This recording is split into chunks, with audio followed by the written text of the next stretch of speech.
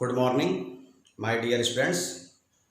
दोस्तों, हम लोग ऑर्गेनिक में haloalkanes and haloarenes पढ़ रहे हैं। हैलो एरिन्स में हम लोगों ने पिछले वीडियो तक प्रिपरेशन ऑफ हैलो एरिन्स पढ़ा। दोस्तों, लेक्चर को आगे बढ़ाते हुए अब हम लोग बात करेंगे हैलो एरिन्स के physical properties and chemical properties की बात करेंगे। तो हमारा वीडियो अभी स्टार्ट हो रहा है। दोस्तों, आज हम लोग बात करेंगे physical properties of hello arenes की बात करते हैं। दोस्तों जब बात करते हैं physical properties of hello arenes की या किसी भी कंपाउंड की बात करते हैं तो उसमें पहला पॉइंट हम लोग पढ़ते हैं फिजिकल स्टेट। बात हम लोग यहाँ हैलो एरिन्स की कर रहे हैं। किसी के लिए भी पढ़ते हैं तो पहला पढ़ते हैं फिजिकल स्टेट। दोस्तों, यहाँ हैलो एरिन्स की बात हो रही है तो हैलो एरिन्स बेसिकली जो लोअर मेंबर होते हैं या जनरली जो हैलो एरिन्स होते हैं वह कलरलेस लिक्विड होते हैं।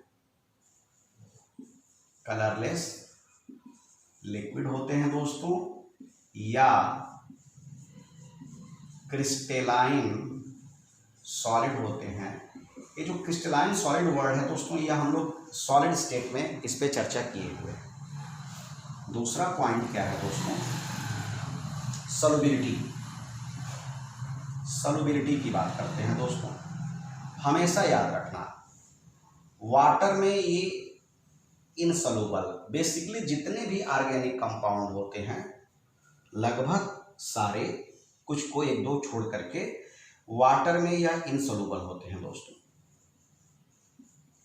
Insoluble in water. दोस्तों, तो ये कहाँ सॉल्युबल होते हैं?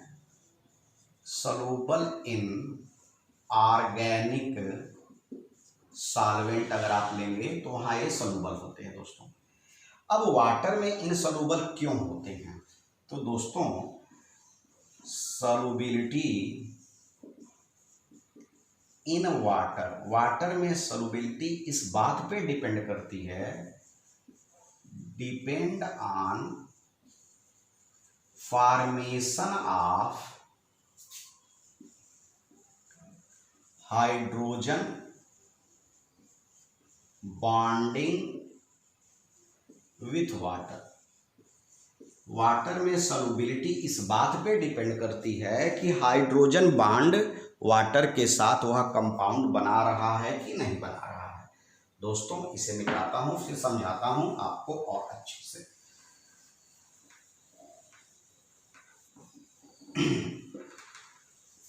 तो दोस्तों, बात आगे करते हैं। अब देखिए, ये जो हैलो एरिन्स है दोस्तों, हैलो एरिन्स की बात हम लोग कर रहे हैं। Hello arenes basically less polar होते हैं। कैसे लेस पोलर होते हैं मैं इसको समझाने जा रहा हूँ। हैलो एरिन्स का एक एग्जांपल यहाँ मैं कर लूँ, एग्जांपल ले लूँ। ऐसे आपने ले लिया रिंग हो गया और यहाँ पे आपने Cl ले लिया। दोस्तों, Cl, तो जैसे आपने यहाँ लिया, आपने Cl लिया, क्लोरीन लिया, तो इनके ऊपर निगेटिव चार्ज है तो ये माइनस और इनके ऊपर ये पॉजिटिव बनेगा। लेकिन दोस्तों, ये जो होगा ना वह लेस पोलैरिटी होगा, क्योंकि यहाँ ये डबल बॉन्ड भी फॉर्म करते हैं रिजोनेंस के कारण। तो दोस्तों, पहले से मिटा दूँ मैं इसको, फिर आगे समझा रहा हूँ। जगह मेरे पास होना चाहिए।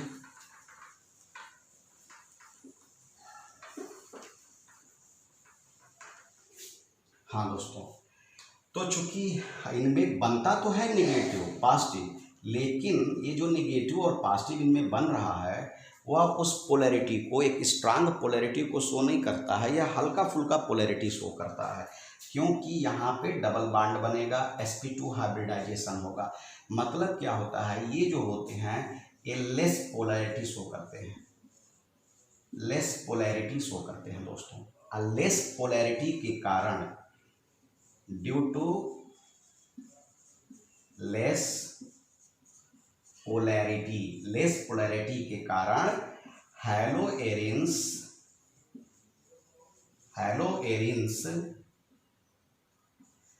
डज नॉट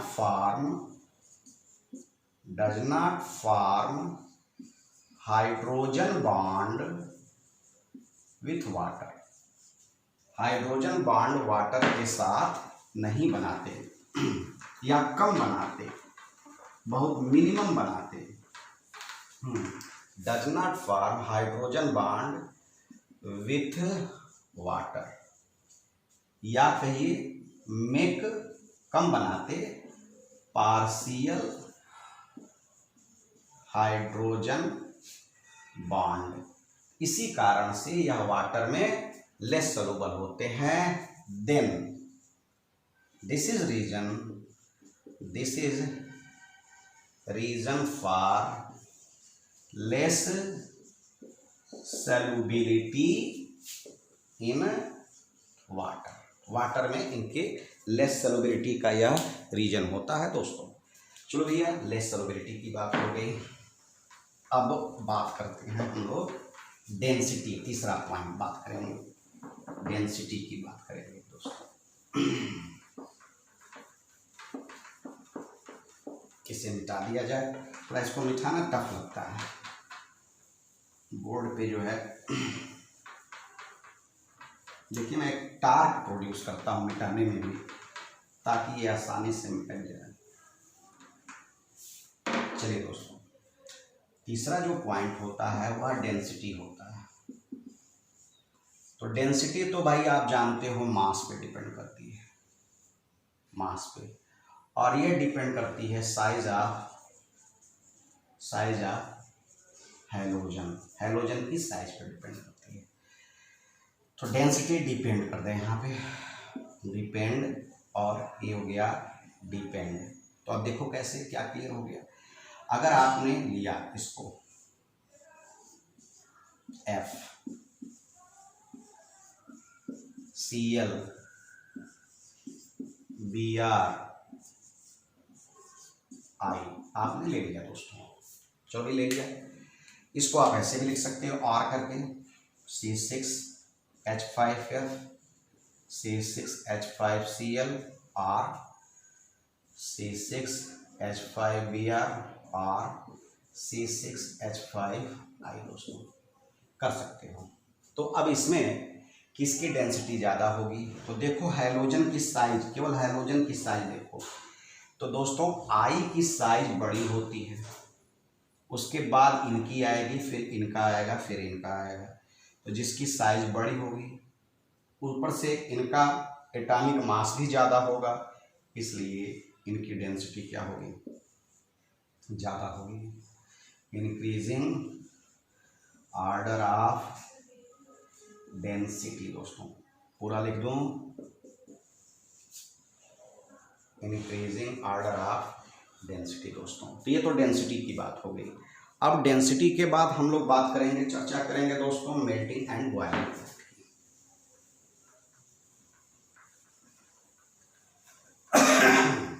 थोड़ा इसे मिटाने में मुझे वक्त देना पड़ता है।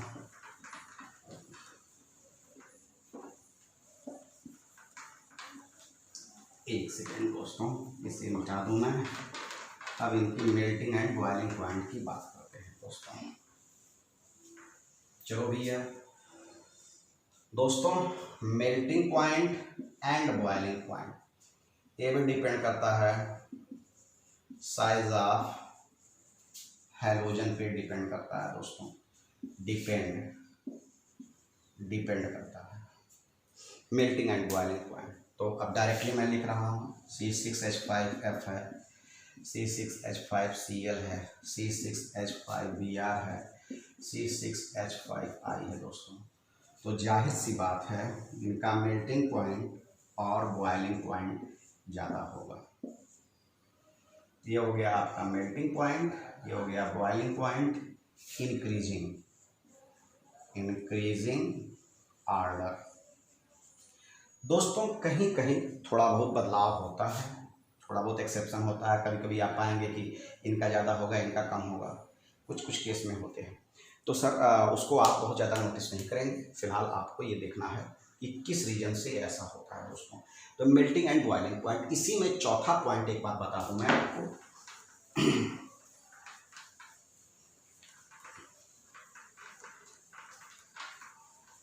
चौथी बात मैं आपको इसमें बताना चाहता हूं, और चौथी बात ये है दोस्तों, चौथा पॉइंट ये है, चौथा पॉइंट दोस्तों यह है कि अगर आपने इसको ऐसे लिया है, ये हो गया आर्थो पोजीशन, यहाँ पे आपने कहा आर्थो पोजीशन ले लिया आपने दोस्तों, इसको लिया, ये हो गया मेटा पोजीशन, यहाँ बात आपने मेटा पोजीशन की कर ली दोस्तों। फिर उसी तरह से दोस्तों यहाँ आपने ले लिया पैरा पोजीशन, पैरा पोजीशन दोस्तों ले लिया। पहली बात, नोट यहाँ पे चीज लिख दूं, एक चीज आपको नोट करके समझा दूं, ये जो हैलोजेंस होते हैं ना, ClBrIF, ये आर्थो पैरा डायरेक्टिंग ग्रुप होते हैं। Halogens are ortho para directing group, मतलब इसमें पैरा जो पोजीशन है दोस्तों, यह मोर बनेगा, ज़्यादा बनेगा, देन आर्थो बनेगा, देन आर्थो बनेगा, देन आर्थो। मतलब पैरा पोजीशन दोस्तों क्या होता है, इसमें मोर बनता है, फिर उसके बाद से आर्थो पोजीशन बनता है दोस्तों। मतलब ज़्यादा अमाउंट में अगर कोई कंपाउंड बन रहा है, जैसे कोई रिएक्शन हो रहा है, रिएक्शन में पैरा भी बन रहा है और आर्थो भी बन रहा है, तो पैरा ज़्यादा बनेगा, आर्थो कम बनेगा। वो रीजन इसलिए है कि उनका फोर्स ऑफ अट्रैक्शन या रिएक्टिविटी, बहुत सारे उसकी चीज़ें हैं, वो भी बाद में बात करेंगे। फिलहाल जानिए यहाँ पे कि पैरा ज़्यादा बनता है और आर्थो कम बनता है। चलिए ये बात क्लियर हो गई दोस्तों। अब इनकी बात करते हैं मेल्टिंग पॉइंट। नोट को मिटा दिया जाए ताकि मेरे पास जगह बन जाए। हाँ दोस्तों, अब बात करते हैं, देखिए इनका melting point and boiling point. पहले मेल्टिंग पॉइंट की बात करते हैं, मेल्टिंग पॉइंट की बात करते हैं दोस्तों। देखिए दोस्तों, इनमें फोर्स ऑफ अट्रैक्शन ज़्यादा होगा, इनके बीच का फोर्स ऑफ अट्रैक्शन ज़्यादा होगा। और दूसरी बात यह है कि यह सिमेट्रिकल है। यहाँ देखिए, यहाँ देखिए, ऐसे ऐसे, इसके एक तरफ Cl, इसके एक तरफ Cl, तो यह सिमेट्रिकल है। तो जो पैरा पोजीशन है, पैरा पोजीशन जो दोस्तों है वह क्या है, सिमेट्रिकल है, सिमेट्रिकल है दोस्तों। एंड इसमें फोर्स ऑफ अट्रैक्शन ज़्यादा होगा and more force of attraction दोस्तों। चलो भैया, ये मोर फोर्स ऑफ अट्रैक्शन है। अब पैरा के बाद, चूंकि आर्थो पैरा डायरेक्टिंग है, तो पहले पैरा की बात करेंगे फिर आर्थो की बात करेंगे, क्योंकि मेटा तो इसमें बनता नहीं है, मेटा बहुत कम बनता है, क्योंकि halogens are ortho para directing, तो ये तो कम बनता है, तो इनकी तो बात छोड़ दीजिए, सबसे लास्ट में जाएंगे। लेकिन अब बात करेंगे आर्थो और पैरा की, तो पहले हम पैरा की बात करेंगे फिर आर्थो की बात करेंगे। तो पैरा पोजीशन में यह सिमेट्रिकल है एंड फोर्स ऑफ अट्रैक्शन इनका ज़्यादा है। क्यों ज़्यादा है, आप एक क्वेश्चन पूछोगे दोस्तों। जब दो निगेटिव चीज़ें आपस में, Cl दो निगेटिव चीज़ें आपस में, जब आपस में कम डिस्टेंस पे दो निगेटिव चीज़ें होती हैं तो रिपल्सन होता है, सेम चार्ज बॉडी रिपेल करेगा। ऐसे समझ लो, एक कॉमन थिंकिंग है कि दो निगेटिव चीज़ें जब आपस में पास में रहेंगी, यहाँ डिस्टेंस कम होगा, आपस में पास में रहेंगी, तो उनके बीच में रिपल्सन होगा। रिपल्सन होने के नाते इनका फोर्स ऑफ अट्रैक्शन होगा नहीं, फोर्स ऑफ रिपल्सन होगा, फोर्स ऑफ अट्रैक्शन कम होगा। लेकिन जब दो निगेटिव चीज़ें एक सर्टेन डिस्टेंस पे हों, एक निश्चित दूरी पे हों, तो उनका फोर्स ऑफ अट्रैक्शन ज़्यादा होगा दोस्तों। सिमेट्रिकल भी है और फोर्स ऑफ अट्रैक्शन ज़्यादा है। तो जब फोर्स ऑफ अट्रैक्शन ज़्यादा होगा तो ये बॉन्ड ज़्यादा मजबूत होगा। तो para is more strong than, para is strong, para is strong than ortho. तो दोस्तों जब पैरा स्ट्रांग हो गया आर्थो से, तो क्लियर हो गई बात। जब पैरा स्ट्रांग हो गया आर्थो से, इसका मतलब कि पैरा की मेल्टिंग पॉइंट ज़्यादा होगी। आर्थो में क्या है, सेम नेगेटिव चार्ज पास में है। जब पास में है तो इनके बीच में क्या होगा, रिपल्सन होगा। तो पैरा का ज़्यादा हो गया। अब पैरा के बाद आर्थो का होगा और सबसे कम होगा मेटा का, क्योंकि आर्थो पैरा डायरेक्टिंग है, मेटा डायरेक्टिंग तो है नहीं हैलोजन, इसलिए इसका सबसे लास्ट में होगा। ये बात क्लियर मैंने कर दी। तो मेल्टिंग पॉइंट को अब आप किस पे लिखेंगे दोस्तों, बस 2 लाइन का और है कंसेप्ट। तो इनका हो गया पॉइंट, इसका मतलब कि पैरा की जो मेल्टिंग पॉइंट है वो ज़्यादा होगा, फिर आर्थो का होगा, फिर मेटा का होगा दोस्तों। ये क्या हो गया, यहाँ पे आपने लिखा मेल्टिंग पॉइंट। दोस्तों अब बात करेंगे बॉइलिंग पॉइंट की। बॉइलिंग पॉइंट तभी संभव है जब हाइड्रोजन बांड बने। तो दोस्तों यहाँ तो हाइड्रोजन बांड बन ही नहीं रहा है, ये लोग हाइड्रोजन बांड बना ही नहीं पाते हैं या बहुत कम बनाते हैं, इसलिए इनका बॉइलिंग पॉइंट तीनों केस में अप्रॉक्सीमेट सेम होता है। सेम इन ऑल 3 केसेस, सभी तीनों केस में इनका बॉइलिंग पॉइंट क्या होता है दोस्तों, सेम होता है, क्योंकि यह हाइड्रोजन बांड अप्रॉक्सीमेट वाटर के साथ या बना नहीं पाते, या हाइड्रोजन बांड बनाने में बहुत ही कम रुचि रखते हैं। थोड़ा बहुत अंतर के साथ इनका बॉइलिंग पॉइंट तो होगा ही, ये बांड टूटेगा ही, लेकिन थोड़ा बहुत अंतर के साथ तीनों का सेम होता है, कोई ज़्यादा कोई कम चलता है। तो दोस्तों आज की फिजिकल प्रॉपर्टीज़ का लेक्चर इतना था। अब अगली प्रॉपर्टी हम लोग पढ़ेंगे दोस्तों, केमिकल प्रॉपर्टीज़, उसको डिटेल में जानेंगे। Thank you, best of luck, have a nice day.